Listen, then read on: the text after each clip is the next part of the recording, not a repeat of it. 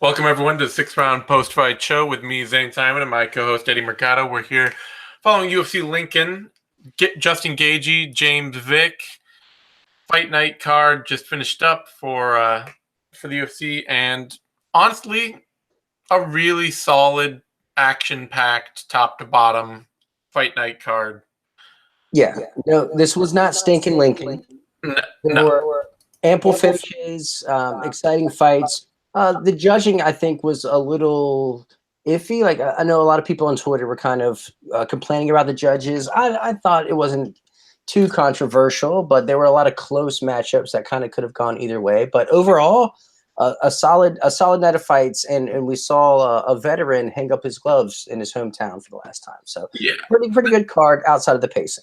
Yeah, I think the judging was fine, honestly, other than the fact that there were just two fights right before the main event that were razor thin. And anytime there are close fights in MMA, there are always a ton of fans coming out of the woodwork being like, oh, I swear to God, this guy won the fight, and anybody who didn't see it is an idiot. And you're just like, fucking, it was like, it was a toss-up.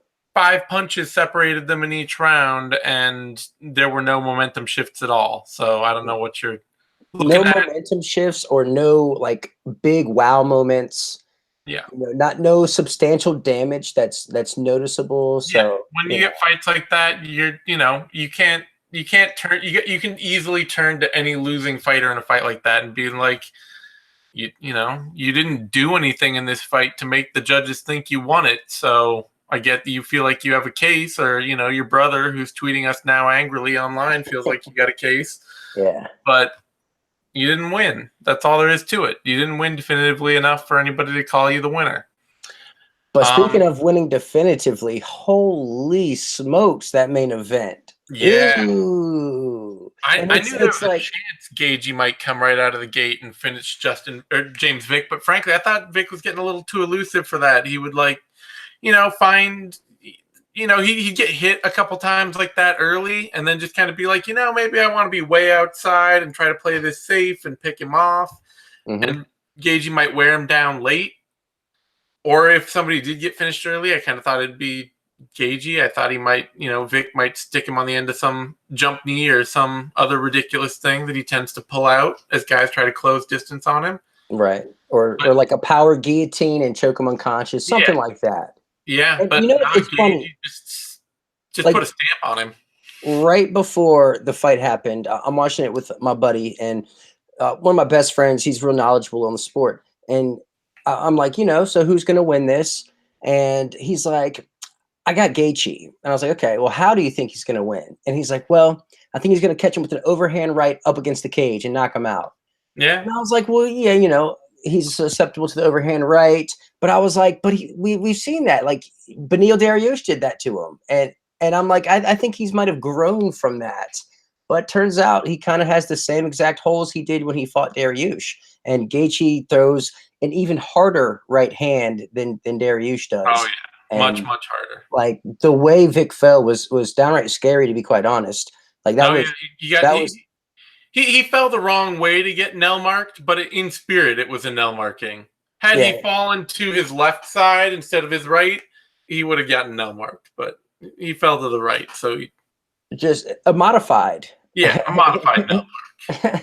But it was a excellent win for Gaethje because it's kind of solidifies him as being elite. He's super elite. He just gets hit a shit ton. And that is not going to change. But if anybody else who can't match firepower with him stands in front of him, there's a good chance they're going to get slept. And that's what happens. And I think anyone kind of in that James Vick genre of fighters will kind of meet the same fate. Will Gaethje ever get himself to a title shot? I don't know. But honestly, I want to see him. I know he called out Tony Ferguson. I want to see him fight Conor McGregor. That's the fight I really want to see. That's what I want to see. He's not going to get that Conor McGregor fight. Conor McGregor doesn't care about fighting Justin Gaethje. I mean, maybe if he gets a belt around his waist, but even then, like, Nurmagomedov at least has some sort of clout aura around him of like a draw. Yeah, and we don't even know if Nurmagomedov was a draw yet. But Gaethje, he's that action fighter. It would be all downside. There's no way McGregor's taking that fight. But like as a hardcore fan, that's the fight I want to see. McGregor Gaethje. Yeah, I mean, yeah, I do too. I just don't think it's realistic. I kind of like I just close McGregor off in my mind as like a possibility. You have to block it out. You have to put these parameters in place, or otherwise, we get our hopes up and we look silly. I think fighters starting to do the same thing, which is why you hear all the top lightweights being like, God, Kevin Lee's like, I'd rather fight Khabib than Conor McGregor or something like that. And it's like, yeah, it's just because you're never going to get that Conor McGregor fight. You're not fooling anyone, but we all know that fight's you're just never gonna. It's not going to happen. So why bother dreaming? The path to Conor McGregor, the path to Red Panty Night goes through Khabib. Yeah, that's kind of what it is now. Anyway, yeah, I mean, Gaethje definitely. This is a next step from that Michael Johnson win to be like, no, really, he's among the top 10. He may never be more than a gatekeeper to the top 5 as a hardcore action fighter that you've got to take out if you want to be among the elite. But he's definitely still solidified that spot. Yeah, I mean, you got to look at Barbosa now. You have to look at Kevin Lee. Those are. I would love to see Gaethje versus Barbosa. Man, like part of me feels like Gaethje's gonna get head kicked, but part of me feels like Gaethje could probably, if he just storms the castle of Barbosa, could just like take him out real quick. Because Barbosa, he's been slowly better and better at handling pressure, but pressure is still his weakness. And Gaethje's a pure pressure fighter. I mean, yeah. Very interesting. I'd love to see that fight. And I mean, I'd love to see the T-Ferg fight too, but Ferguson obviously already is booked against Pettis, so. Yeah, what's Kevin Lee doing? Kevin Lee was hoping to get that Pettis fight, so he's not booked. He's just out there waiting for a big fight. I think he's trying to stay straight as an alternate for that Khabib Conor fight, yeah. But I don't even want to see Kevin Lee and Gaethje. That's a waste of Justin Gaethje. Yeah, it is. I mean, especially because Gaethje was like, oh, I only got like 5 fights left. And I'm just like, pick the right 5 fucking fights, Yeah. I guess Ferguson's probably the most legitimate matchup. Ferguson, Barbosa. I'll even take like Iaquinta or something like that. Just like make him. Nate Diaz. Is Nate Diaz alive? He's booked against Dustin Poirier. Dustin Poirier. So, sure, Nate Diaz, if Diaz actually wants to fight more than once every 2 years. The winner or loser of that would work out for Justin Gaethje. Yeah, it doesn't matter. He can fight he can fight functionally anyone in the top, any good action fighter in the top 10. I don't care who it is. Just make them action fighters. Make them fun fights. Make it something we want to see if he's only going to be doing this a few more times. Yeah. So before that, Michael Johnson beat Andre Fili, and I scored it for Fili, but I didn't score it for Fili in such a way that I care that he lost, basically. Yeah, I mean, you can't. It was just... I feel, man, Fili, like, he came out and he's working these head kicks, which I liked. He had the forward pressure, which I liked. But then he kind of started getting away from those once Johnson started landing that southpaw cross. Once that started coming down the pipe, the pressure of Fili started backing up a little bit. The kicks started coming fewer and fewer and fewer.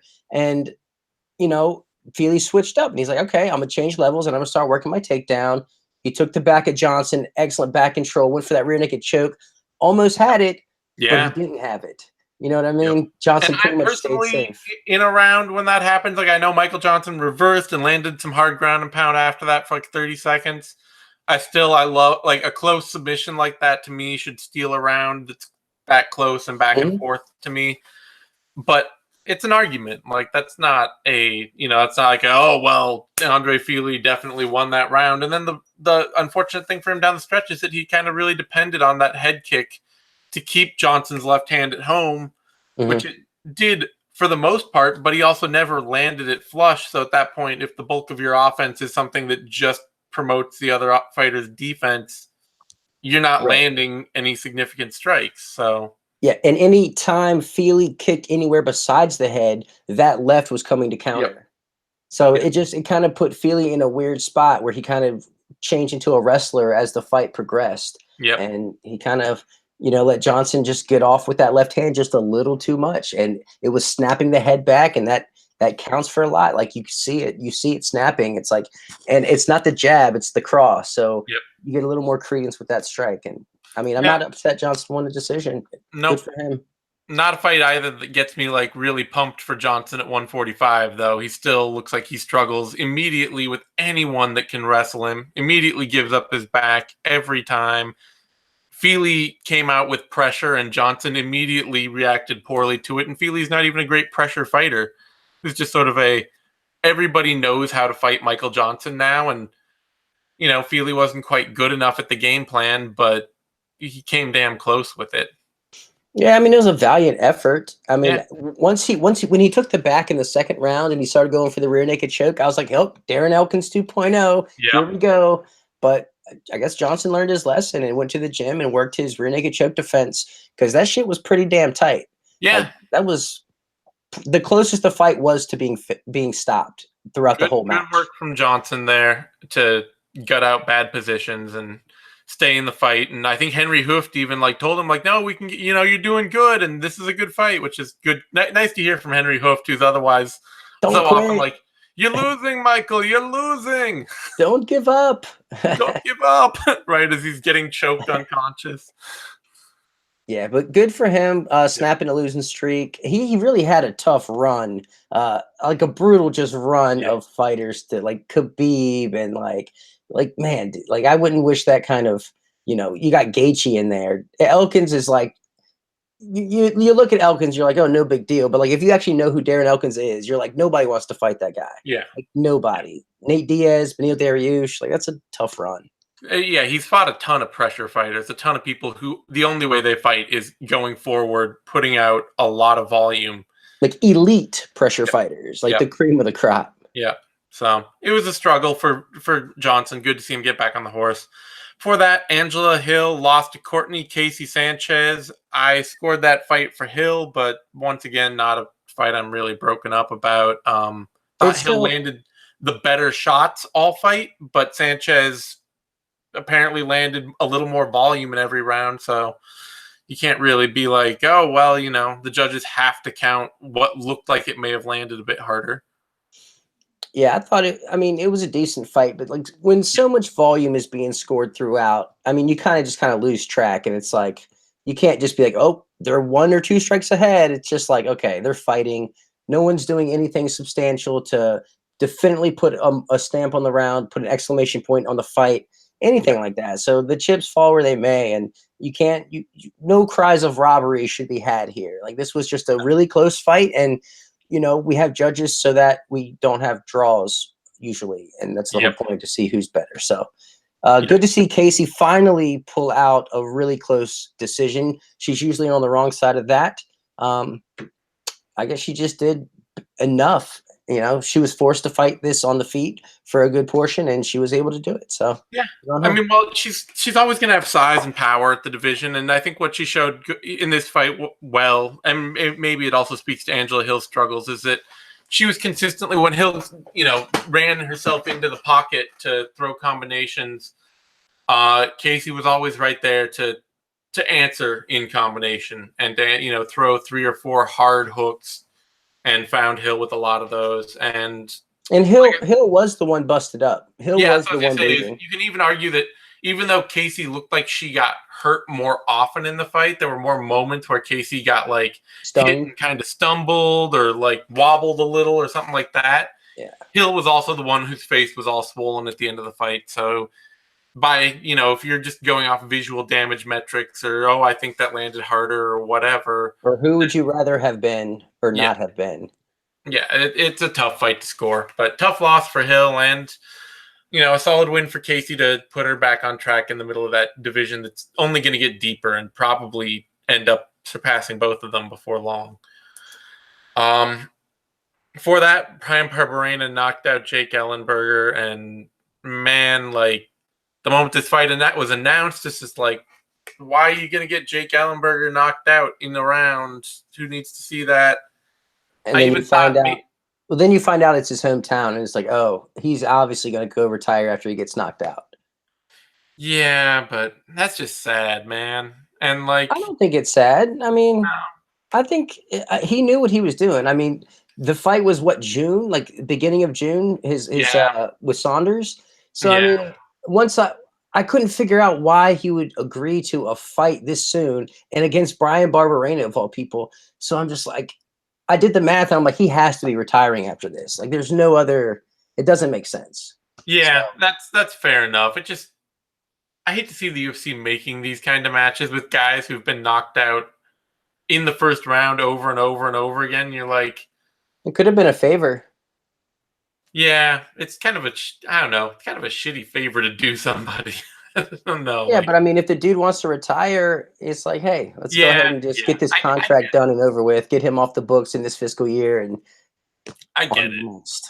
It's true. I just at some point I feel like the UFC, they keep like they got Diego Sanchez booked for another fight. Oh man, and people are still calling him out. I'm so like Yeah, stop calling out Diego I Sanchez. got a feeling that they're gonna have like Joe Lozon booked for another fight before Yeah, long.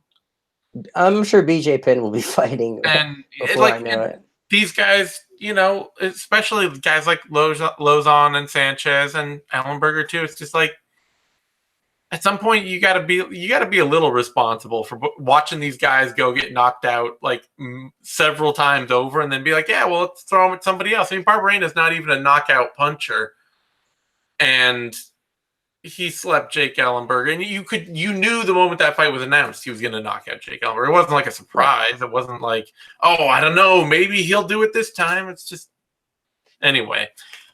But good on Ellenberger for retiring. He had a pretty solid career, Yeah, always known for bringing it and heavy power and no hate to him. I know fighters want to fight. That's in the blood. If they didn't want to do it so badly, they wouldn't. It's not like yeah. it's got a great payoff as a career arc. So And that could be said for Barberena. Like, he gets yeah, nothing by beating Ellenberger here no, except a payday. yeah. So all credit to Ellenberger for being an entertaining fighter for a lot of years. It just I don't know. At And some like point, walking away on his own terms. yeah. I commend Well, that.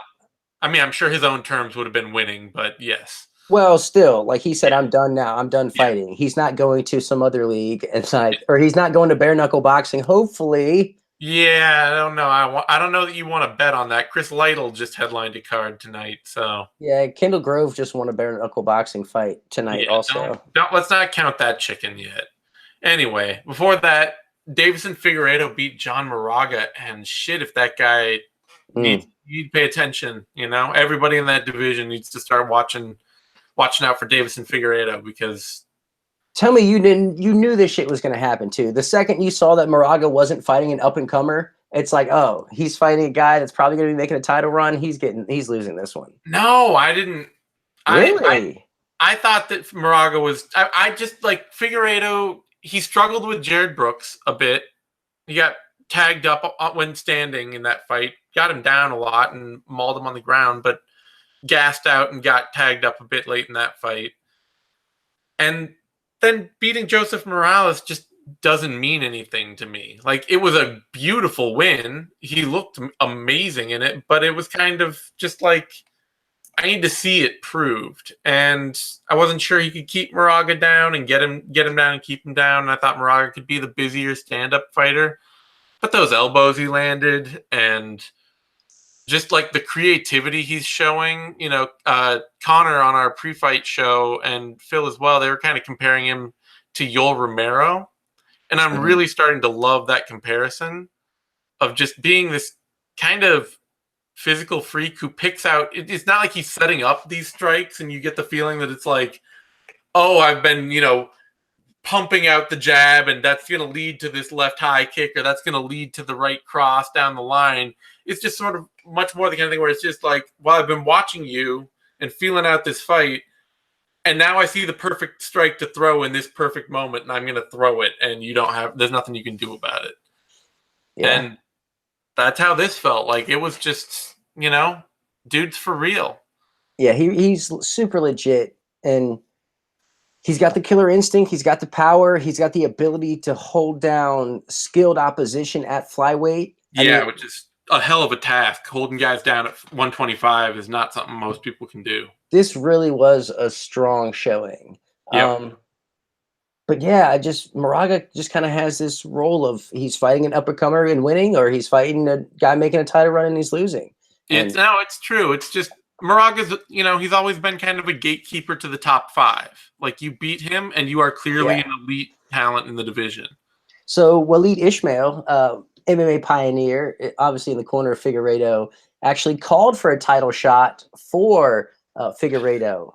But, Cejudo's, that belt's so tied up with him possibly fighting TJ, that's not DJ rematch. But it's good to see someone making a run at 125 in a division that's, I'm not going to say it's stale, but it's kind of like the same couple of guys incestuously going for the belt. Yeah, so it's really good to see somebody else just cutting through that division in a way that makes you sit up and be like, oh, this dude is, I'm excited to see him fight, Sergio Pettis and Dustin Cejudo and, Dustin Ortiz, where's he at?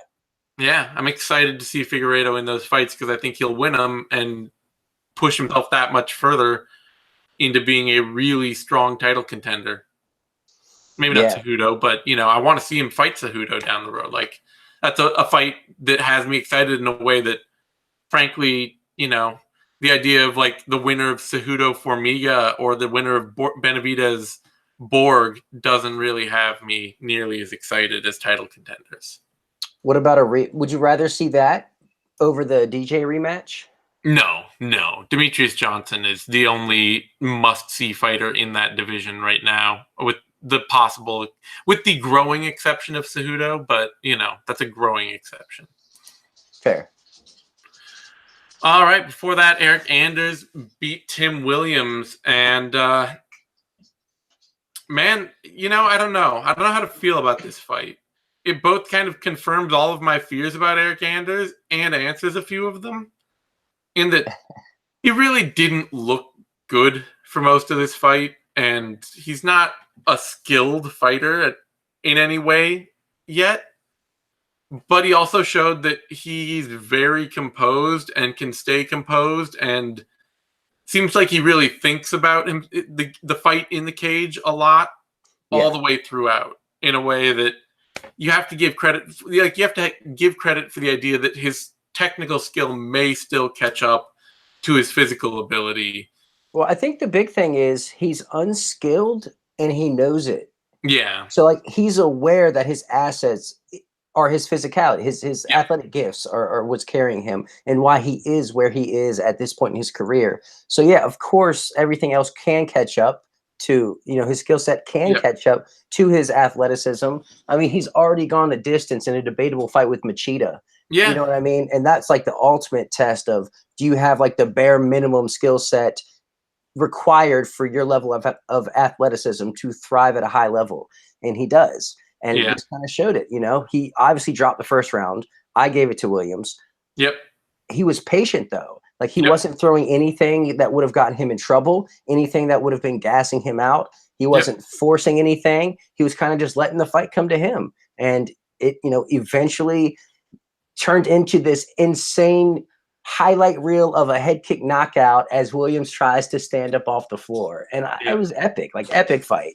He reminds me of it's kind of the same thing with, like, Mike Perry, but in a much less busy way, where Perry coming into the UFC, I was just like, man, this dude has some great physical tools and a very simple knowledge of what his game is. He just stays very functionally grounded with, like, I'm here to throw with power, sit in front of people, not overextend myself in the pocket, just try to, like, work these few strikes.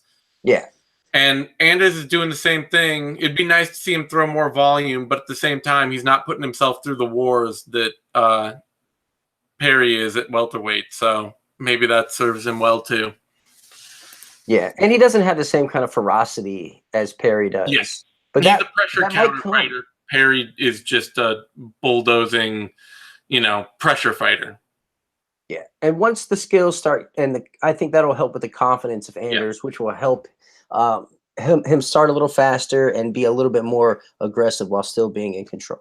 He called out Elias Theodorou, which is an interesting call out. Theodorou's already booked, so I don't know that he'll get that fight, but the very least, it'd be interesting to see him. Let's see, who else is in that division that's doing pretty well right now? I don't know, maybe fight like, was it? Oh, I'd even just be fine with him fighting somebody like Alessio Di Chirico or something, you know?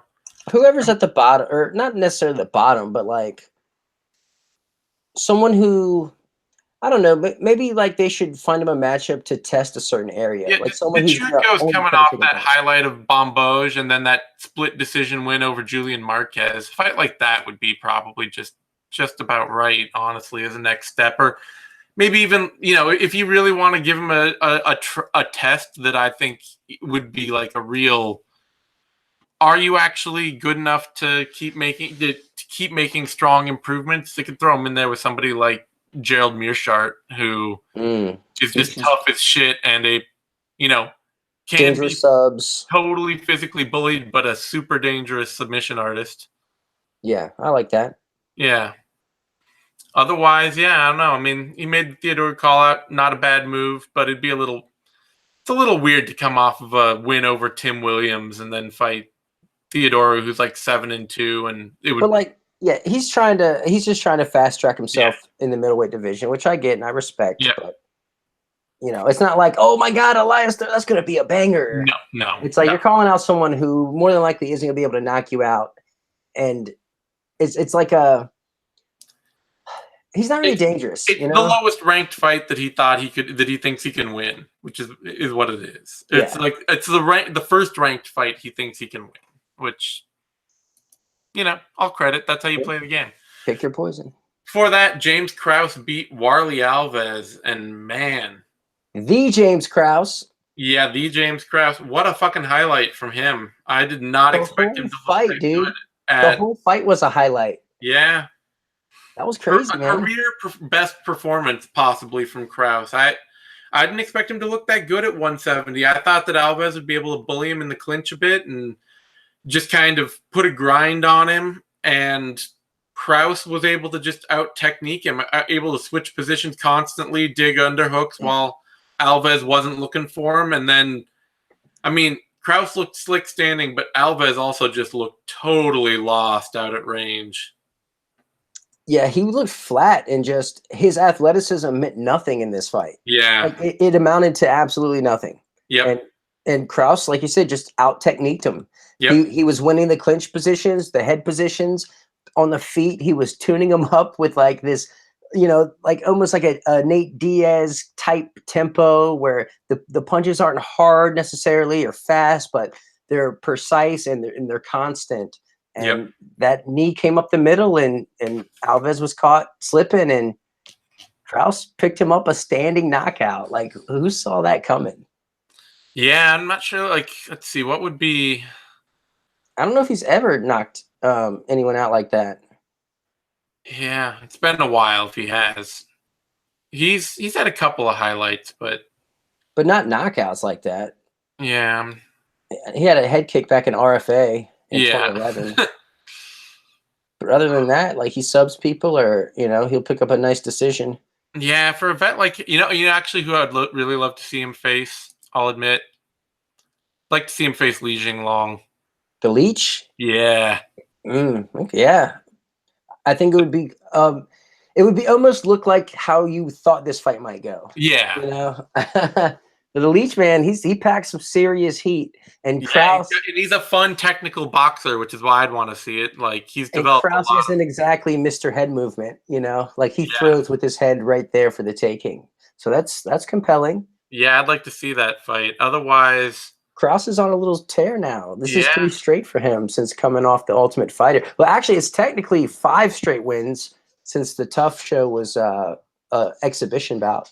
Yeah. So 5-fight winning streak for Das Krause. All right. For that, Corey Sandhagen beat Yuri Alcantara. And a tale of two fights. Went exactly the way that I thought it would, except that I picked Alcantara to win by submission in round 1. Okay. And then I don't even know what happened to Alcantara after he threw that sub on. Like, he might have burned his legs out going for it. I guess, yeah, I guess that must have been it because he had no interest in getting back up, and then Sandhagen just beat the piss out of him off his back. Yeah. I mean, I think it was a combination of him gassing himself out, not being able to get back up, and then going right into eating a bunch of punches. So it was Yeah. like the combination of all that just kind of zapped him, and he was done. And they should have stopped the fight in the first round. I'm a little pissed they didn't, because Alcantara, as tough as they come, but he took a lot of unnecessary damage. It should not have ever gone to a second round. No. That was almost criminal, actually. It was unnecessary. That ref even got pulled from the rest of the card after that. Yeah, yeah. He was suspended for the rest of the night, and good too. Yeah. I don't think I've ever heard of that happening in the United States. I've heard of it's happened a couple times, but not often. I think it really depends on how much pressure the UFC can exert over the local commission, whether or not they can step in and be angry about something and have the commission just kind of bend over for them. Lincoln, or the Nebraska State Athletic Commission, is that who this is running for? My guess is that they were pretty willing to take the anger coming at them from UFC officials. And yeah. And the craziest part is, so this fight, as crazy as it was, as much it was like, oh, Alcantara early with this hurting with the hands and then jumping on the sub and then chaining the sub to hammer fisting from the sub to Sandhagen finding top position, raining down punches and all that. Like, the fight didn't really, it seemed like so much happened in like 6 minutes and 1 second. Yeah. It just seemed like so much was jam-packed into this fight that didn't really last that long. But it was great. It was completely great. One of the biggest comebacks, I've seen in a while that I can think of. Like, it was pretty badass, man. Good. Yeah, no, I mean, for how bad Sandhagen looked like he was fucked up from that armbar to him coming back and just absolutely pouring a ton of offense on. That's pretty unbelievable. Like, it's one thing to get beat all fight and then kind of catch that miracle submission right at the end whenever you're both really gassed out, but like, his face was all bloody, his arm had been bent backwards and popped out and all that, and he just poured it on for like the next 4 minutes to win that fight. Yeah, I couldn't believe he escaped that armbar. Like, it couldn't be on anymore. Yeah, like, I can't armbar anymore. I'm already armbarred. Yeah, I think that was almost the problem. Was that like Alcantara was just like, "What? I'd finished the sub. The sub is in. It's done. Yeah, you didn't tap. What the fuck else? Like, there's nowhere to go. There's no more to submit you." Yeah, it's tough break, man. It's a tough break for Alcantara. This is one of his worst losses, I think. Oh yeah, no, it's definitely probably the most unexpected loss of his career. You got to go all the way back to his regional career, honestly. Yeah, that's tough, man. But he's been around forever. Like, the dude's 38 years old. So yeah, it was gonna happen sooner or later. I didn't think it would happen here, but it did. Before that, Andrew Sanchez beat Marcus Perez. Sanchez managing his gas tank. Arguable score. You could say either guy might have won it, but I gave it to Perez. I gave Perez the first two. I gave Sanchez the third. I think Sanchez may have landed more strikes, but I felt like the strikes of Perez were heavier and more substantial. Yeah, I'm just not going to argue. It's not a fight I could care about, either guy winning, No, for sure. Pretty irrelevant. Yep. But Sanchez did look good, like you said, pacing himself really well, and striking when he could to rack up the Still points. Looked exhausted by the end of it, which makes me just wonder, like, what is it with that dude's cardio? Like, could just be the muscle he carries around, or maybe it could be a number of things, really. I don't know. Before that, Mickey Gall beat George Sullivan, and I expected Gall to win this fight, but honestly, that was still an impressive win. Like, he just went right out and tapped the dude out in a minute. He did what he did to CM Punk. Exactly. He replayed the CM Punk fight. I mean, come out, pick the back, get the RNC, like, into story, get your check and go home. Yep, that's good to see after he looked really pretty bad in that Randy Brown fight.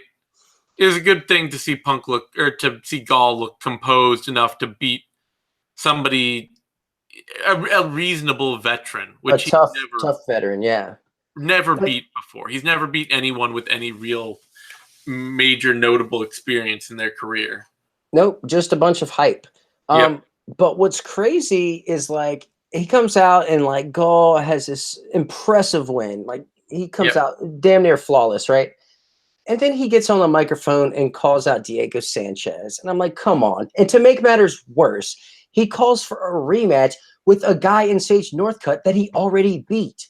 Yeah. Like, are you kidding me? Like, you just beat this guy 2 fights ago. Why are you calling him out again? Like, what's going on here, Zane? I need help. Yeah, I don't know. He had for a minute when he beat, he called out CM Punk, and that got him the fight with CM Punk. Then he called out Sage Northcutt. It got him the fight with Sage Northcutt. He beat Sage Northcutt, and it was like, oh man, he's got this call out thing working. He's got some personality. Something's clicking. It's getting him the fights he wants in the UFC. And then his career just kind of slowed to a crawl. Like he fought once a year each of the past 2 years. Yeah. And he lost that terrible fight to Randy Brown. And it's kind of like the gimmick went with it. Like, he lost the fight, he lost the gimmick, and now he's just like he came back with a win, but the gimmick's still gone. So he's just trying to recapture old call-outs where it's like, this isn't working anymore. This isn't the fun it was when you were calling out Sage Northcutt or calling out CM Punk. Calling out Diego Sanchez is not a fun call-out. Sanchez already has a fight booked. And you beat Sage Northcutt when people were like, oh my God, Sage Northcutt is so fun and I can't wait to see him fight and he's the next wonder kid. If you were going to get shine off that fight, you already got it, Yeah, it's not a good look. Like, it's like such a dominant win and then you screw the pooch on the mic. Like, man, like, you're kind of better off just thanking your sponsors and you know what I mean? Like, that's not a good look. You're not generating fans from that. You're not generating interest. Still, excellent performance. Excellent performance. Good return to form. Looks like a prospect again. Plenty of dudes down at the bottom of that division that he could fight, There's, let's see, what's he now? 2-1? 3-1. No, 3-1, yeah. 4-1. 4-1, yeah. So, yeah, he could fight I don't know. There's just a ton of Daichi Abe or Luke Jumo or I don't know. Let him fight Brian Barberena. That would be a big big step up. That would be Sage had to fight him. Yeah. It's true. It's a fight that I wouldn't pick him in, but it would be a logical step up from a win like this, I'd say. Well, I mean, are you really picking Mickey Gall in mini fights in the UFC? Yeah, I'm trying to find fights I would pick him in, and they'd mostly be down at the bottom, you know. Maybe he could fight Keenan Song, or he could fight the backwash of the division. I'd actually be willing to see him fight Curtis Millender, frankly. Whoa, shit. Yeah, I like Millender in that, though, honestly. I like Millender in it, too, but Millender's not, his ground game's not up to anything great. So if you're going to put him in against, another, reasonably untested prospect, put him in with somebody exciting like that, where you'd be like, you might get slept, you might get a win. I don't know. Dude. All 5 of Mickey Gall's wins have come by rear naked choke. Don't let this guy on your back. No, he's a back kick specialist. No question. Man, he is every bit as fluid on the ground as he is clunky on his feet. Oh, man. Before that, Joanne Calderwood beat Kalindra Faria, and yes, this was fun. It was fun. It doesn't. The last 10 seconds were fun. It doesn't say anything about Joanne Calderwood, but it does. Sure, it does. It shows that she can submit people. Her very first submission in her career. True. It shows that there is a functional submission game at work, but it also real function though, because she chained that submission. She went from the triangle. Actually, let's back it up. She went from not having any kind of guard control to gaining guard to setting up the triangle to transitioning to the armbar in the final 10 seconds. That was some sweet shit. We need to give her credit for that. But she also did get like taken down immediately right away. hit and taken down and beat up for most of the round, and then a career Muay Thai striker getting submission off her back doesn't make me immediately be like, that's contender now. But it's definitely something new we haven't seen from her before, and there is a glimmer of hope that she can have or find some more success as she moves. Oh yeah, forward. I mean that obviously she's getting better. Is open for any reasonably experienced talent with skill in any area. Still, like I'm not gonna, the top of it, the title picture is about to be maybe closed down for a few years to anybody at all, but the rest of the division is there to be charged through. Yeah, I mean, good to see, and I like fights where someone's completely dominating and then they lose. Yeah. Like, that's fun. It was a fun fight, no question. Before that, Drew Dober beat the piss out of John Tuck. Just a total one-sided shit kicking, honestly. Started out pretty even. First round was like, Dober pretty much won that. Second round was like, wow, Dober definitely won that. And third round was a 10-8. So. Well, because Dober, he was like, man, you know what? Enough of this banging it out. Yeah. Like, I've done enough of that. I'm going to switch levels and take you down, because if I take you down, you can't get up. So what are you going to do about it? Which is kind of, it's a funny thing for, a dude like Dober, also career Muay Thai guy, and Tuck, the BJJ black belt, who in the past has been a willing wrestler himself, and not a great performance off his back. And by the end, Tuck honestly just kind of looked like he quit out of that fight. Got taken down that last time when he went for a guillotine again and didn't get it, and Dober turned the corner and wrenched him down, and he just spent the rest of the fight on his back, just kind of looking at the ceiling. So, yeah, it's a tough break for John Tuck, who struggles with consistency. Dober, he is actually, for the first time in his UFC career, stringing together some consistency. Yeah, he's got 3 straight wins now. He's slowly found his way, molded his way from being a light-fisted volume puncher to being a well-rounded fighter who packs a little power and can do a little of everything, and can adjust as the fight progresses. So good showing from him. Good show for him. Before that, Honey Yaya came out and just took one of Luke Sanders' legs home with him. Yep, which is nothing new for Luke Sanders, having his legs taken home by other people. Well, yeah, I mean, it's happened twice now, but man, like twice in the UFC. I didn't pick Yaya to get Sanders down, and he just didn't need to. It was just like, he pulled guard. Yep. He actually clipped Sanders with a nice shot first. Yeah, he landed a leaping body kick into a Superman punch that had Sanders backing up, then shot a takedown, didn't get it, pulled guard, jumped on the heel hook, didn't get that heel hook, then reapplied it and got that one. Well, he didn't get the first heel hook. Sanders scrambles out, and he has like one toe left in there. Yeah. He is right there getting out of it. But Yaya's like, nah, we're not done here, and drags it right back to the ground. And I couldn't be more happier, because he dealt with a lot of Yaya did. Yeah. His mother passed away before this fight, so our thoughts and prayers go out to him and his family. And what better way to kind of channel that anger and frustration than coming out and just getting a first round heel hook? Are you kidding me? 91 seconds, like. That's badass. He's calling for his title shot, which, I mean, I'm glad he's doing, because he's been around forever, and every fighter should, call for the big fights the moment they get a chance and they feel like they can. But and he's got 3 straight finishes.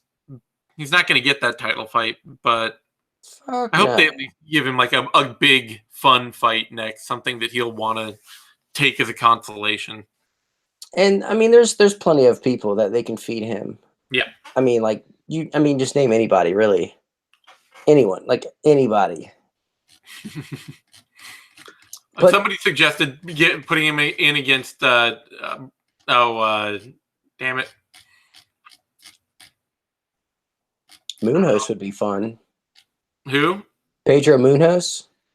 Yeah, Munoz just got booked, though. Somebody suggested putting him in against Cody Garbrandt. Ooh. Just for the hell of it. Man, I think Garbrandt might be in that Benavidez territory. Oh yeah, no, I mean I would pick Garbrandt to win that fight, but yeah, I mean it's tough because I mean I guess it'd be like an Alejandro Perez, but that's not really an exciting fight. Oh man, it's just like there's so many like lethal strikers in that division where I'm like, man, I'm scared for Yahya on the feet in Like, these. did they throw him in with somebody like John Lineker? Is that the Yeah, or even like Jimmie Rivera, like man, Rob Font, you know what I mean? Yeah. Thomas Almeida, like these guys are really dangerous strikers. Font would probably be the right fight, honestly, but it's probably not the fight that Yaya wants. Yeah, it'll be interesting. Maybe he can. Maybe if he can pull something in Brazil, I'm sure he could probably talk a Sun Sao into a fight or something. He's so nice. A Sun Sao would probably be like, okay, and like agree to it. Yeah, they. For a favor. I don't know. They both sound like guys at the end of their rope with their hopes for title contention. So why not let them fight it out while TJ and Cejudo are talking turkey? There you go. All right, back up to the top. And yeah, I mean, Justin Gaethje couldn't have closed the night on a better note. Like I say, 2 fights before it slowed things down a little. FS1 pacing, FS2 pacing always slows things down a ton. But Gaethje put a hell of a fun stamp on it. Man, made for a fun night of fights overall. Exclamation point for sure. So we got a bunch of finishes, some exciting fights. Gaethje proven to be elite. Davison Figueiredo wanting to make a run. Yaya wanting to make a run. And some good showings for some up-and-comers who are like building. A lot of guys are building their records. A lot of people go into 3-fight winning streaks on this card. So not a ton of relevancy, but a lot of action. Yeah, and seeing like guys like Sandhagen and Figueiredo really show up and perform is, that's fun and cool because they got big veteran tests that they had to pass, and they both did it. So on that note, you can find me on Twitter at These Anytime. You can find Eddie on Twitter over at the Eddie Mercado. You can find both of us over at BloodyElbow.com day in, day out. We will be back next in 2 weeks for UFC 228, I believe. Yes, sir. Woodley versus Till. Yep, Woodley versus Till. So I'll have the vivisection for that. Eddie will be back for the 6th round. You doing any shows in the meantime in between then and now? Yeah, so Vick, Rodriguez, and myself will be back for a 6-round retro on Monday. This coming up Monday. And what else we got? We got tons of stuff in the works, actually. So stay tuned. Stay tuned to MMANation.com, DOTCOM, all spelled out for that. That's our YouTube channel. Give this video a like while you're there. That's the thumbs up down there. That helps us a ton. Subscribe. And and we will see you next time. So thanks everyone for tuning in. Adios.